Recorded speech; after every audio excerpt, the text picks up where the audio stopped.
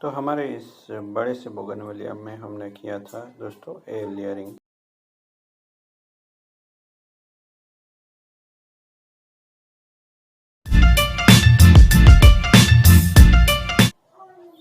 तो देखते हैं क्या हुआ है। 1 महीना हो गया है तो उसे निकालना पड़ेगा।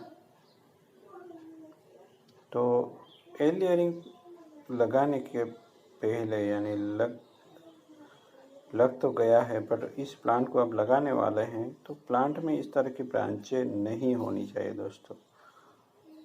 तो पहले ही ट्रिमिंग कर लेते हैं तो ज़्यादा शॉक नहीं लगेगा प्लांट को।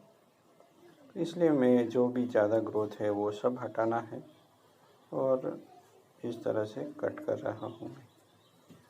तो इजी हो जाता है। हमने अनवांटेड ब्रांच तो मैं पहले ही निकालता रहा हूँ, तो जो अच्छी ब्रांच है वही रहने देनी है और सब निकाल देना है। और इस प्लांट को हम अलग करके प्लांट करेंगे और कैसा एयर लेयरिंग हुआ है वो भी देखना होगा।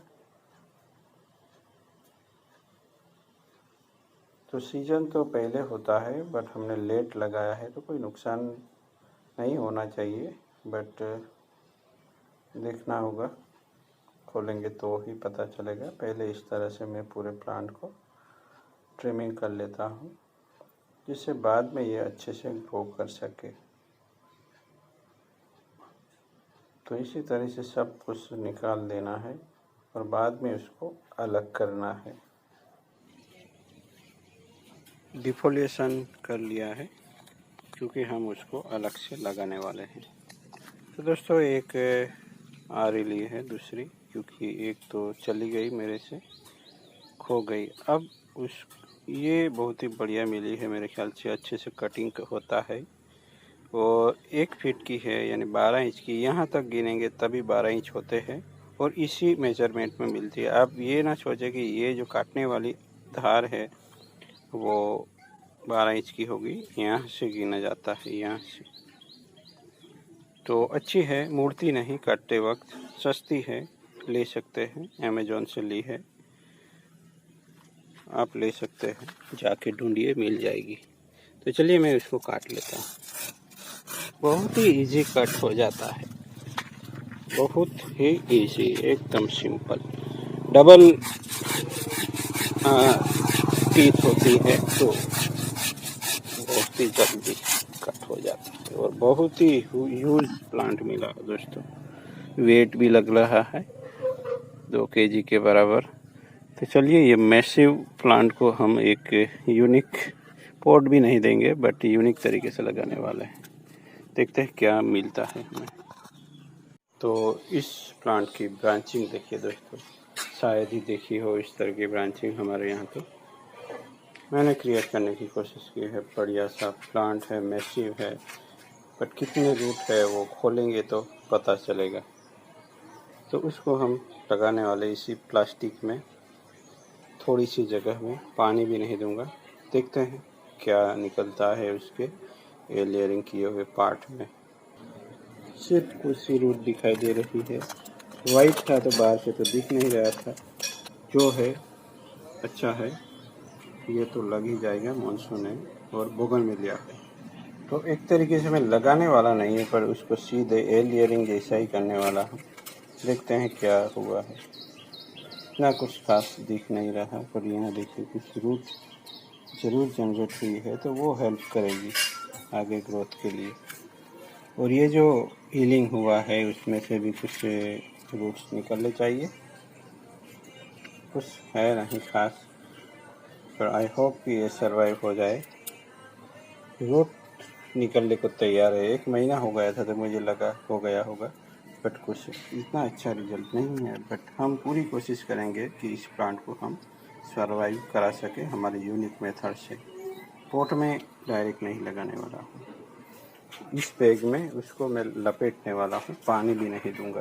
तो इसी तरीके से लपेट लूँगा और ज़्यादा प्लास्टिक और लगा दूँगा, जिससे ये उससे अच्छे से अटैच हो जाए। देखते हैं क्या होता है। बढ़िया लग रहा है, देखते हैं। उसको ऐसे ही रखूँगा मैं बिना पानी दिए हुए। कुछ डिहाइड्रेशन का कैरेक्टर दिखता है कहीं, ये सूखने की कोशिश करता है, तभी उसको खोल के कहीं लगाएंगे, तब तक ये ऐसे ही जिंदा रहेगा। देखते हैं क्या होता है। पहले पीपल का एक कटिंग तो स्प्राउटिंग करने लगा है, इसमें तो कुछ रूट भी है तो हो जाना चाहिए। देखते हैं दोस्तों, एक रिस्क ही लिया है, क्या होता है, बने रहे। 11 सितंबर को हमने उसको ट्रिम किया था और आज देखिए ग्रोथ स्टार्ट हो चुका है इस मेन स्टेम में। तो ये जैसे कि ज़मीन में लगा है दोस्तों और पॉट के साथ है, तो इसको हमें निकालना है आज और इसको यहाँ से निकालने के बाद उसको हम ट्रिमिंग वगैरह करेंगे, जिससे ये मेन स्टेम है वो पहले हटा देना पड़ेगा। जो ज़्यादा दिख रहा है आप लोगों को, पहले उसे हटा लिया गया है। फिर हम पूरे पोट को निकालना पड़ेगा, बहुत ही मेहनत करनी है। यह बड़ा सा पोट है, जो प्लास्टिक ड्रम होता है उसके बेस में ये लगा हुआ है। जैसे कि आप देख रहे हैं, ये लगता छोटा है पर है बड़ा। पूरी पहलवानी सी करनी पड़ी मुझे, उसको बाहर निकालना बड़ा मुश्किल था। पहले रूट को काटना था, वो भी बड़े हो गए थे, तो पूरा मेहनत किया है।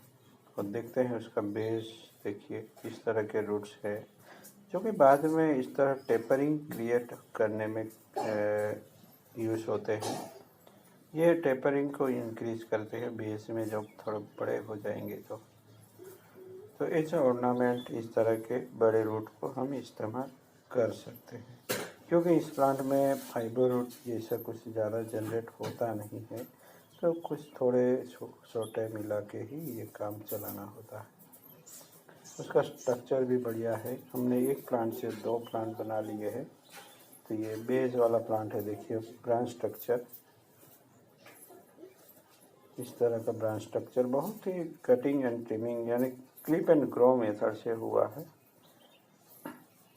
तो ये अच्छे से डेवलप भी हो चुका है बेस।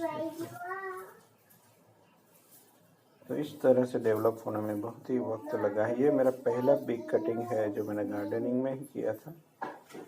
अब ये अच्छे से ग्रो कर रहा है, तो इसमें डिफोलिएशन कर लिया गया है, जिससे उसको ज़्यादा शॉक ना लगे और जल्दी से न्यू स्प्राउटिंग होने लगे। तो देखिए इस तरह का है ब्रांच स्ट्रक्चर। एक फुल कैस्केट में भी जा सकता है, उसको कहाँ प्लांट करते हैं इसमें डिपेंड करता है, या वाइन स्वेप में भी जाएगा। बढ़िया लगने वाला है क्योंकि ये अच्छे से डेवलप हुआ प्लांट है।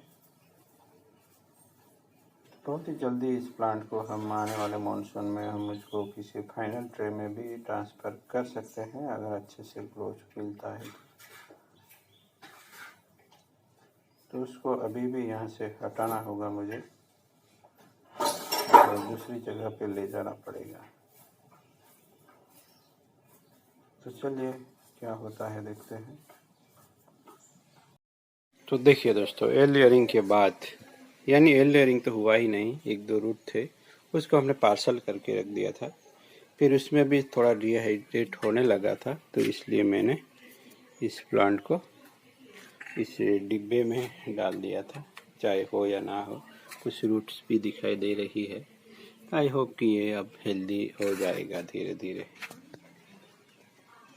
तो मेहनत करते हैं तो सक्सेस तो मिलेगा। मेन स्टेम को भी थोड़ा शौक लगा था, देखते हैं उसे भी। तो ये थोड़ा डिहाइड्रेट हो गया था, मैंने बाहर रख दिया था, पर अब थोड़ा हेल्दी होने लगा है। कुछ ही दिनों में यहाँ स्प्राउटिंग नज़र आएगी। अभी भी ग्रीन है दोस्तों, क्योंकि उसको हमने ज़मीन से निकाल लिया था, तो डिहाइड्रेट हो गया, इसलिए थोड़ा इफेक्ट हुआ है, बट निकल आएगा, don't worry. Thank you for watching. मिलते हैं किसी और नए टॉपिक के साथ।